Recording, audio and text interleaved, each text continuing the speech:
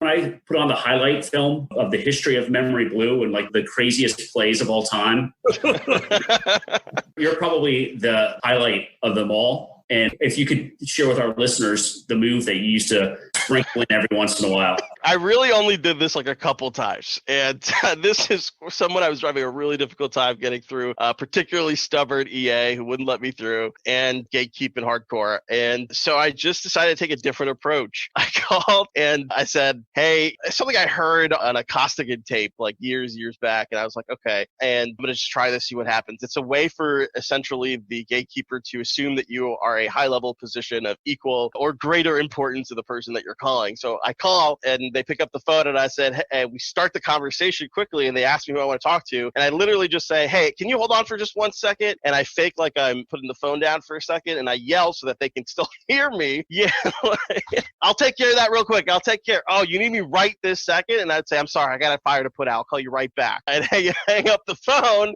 and this poor EA is probably like, who the hell is this person calling? And then you call back 30 seconds later and they actually put me right through, just thinking that like, and then you call back with a very stern voice. I'm sorry. Like, actually, is Mike available now? Can I talk to him now? And I got through one time.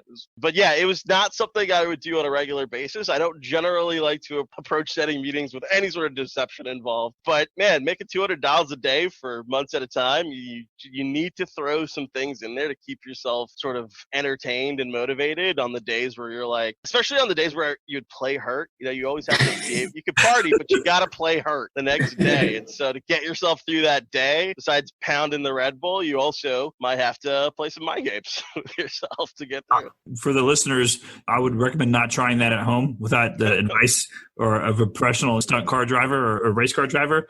And that was a generally endorsed technique, but Arash would execute that flawlessly. I mean, it was amazing. And I know you did do that all the time. You kind of did it kind of how when you said, okay, I'm doing this today. I'm just having one of those days. I'm going to do the fireman. It was epic.